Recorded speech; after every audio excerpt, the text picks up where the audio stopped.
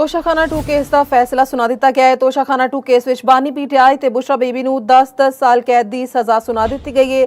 Special ਜੱਜ central Shahrukh ਅਰਜੁਮੰਦ ਅਡਿਆਲਾ ਜੇਲ੍ਹ ਪਹੁੰਚ ਚੁੱਕੇ ਨੇ। ਨਾਜ਼ਰੀਨ, ਅਹਿਮ ਖਬਰ ਹੈ, ਤੋਸ਼ਾਖਾਨਾ 2 ਕੇਸ ਦਾ ਫੈਸਲਾ ਸੁਣਾ ਦਿੱਤਾ ਗਿਆ ਹੈ। ਤੋਸ਼ਾਖਾਨਾ 2 ਕੇਸ ਵਿੱਚ ਬਾਨੀ ਪੀਟੀਆਈ ਤੇ ਬੁਸ਼ਰਾ ਬੀਬੀ ਨੂੰ 10-10 ਸਾਲ ਕੈਦ ਦੀ ਸਜ਼ਾ ਸੁਣਾ ਦਿੱਤੀ ਗਈ ਹੈ। ਸਪੈਸ਼ਲ ਜੱਜ ਸੈਂਟਰਲ ਸ਼ਾਹਰੁਖ ਅਰਜੁਮੰਦ ਅਡਿਆਲਾ ਜੇਲ੍ਹ ਪਹੁੰਚ ਚੁੱਕੇ ਨੇ ਤੇ ਤੋਸ਼ਾਖਾਨਾ 2 ਕੇਸ ਵਿੱਚ ਬਾਨੀ ਪੀਟੀਆਈ ਤੇ ਬੁਸ਼ਰਾ ਬੀਬੀ ਨੂੰ 10-10 ਸਾਲ ਕੈਦ ਦੀ सजा सुना दी गई है। नाजरीन, अहम खबर है, वड्डी खबर है, तुहानू अपडेट कर रहे हैं कि तोशाखाना 2 केस का फैसला सुना दिता गया है। तोशाखाना 2 केस में बानी पीटीआई ते बुशरा बीबी नू 10-10 साल कैद की सजा सुना दी गई है। स्पैशल जज सेंट्रल शाहरुख अरजमंद अडयाला जेल पहुंचे।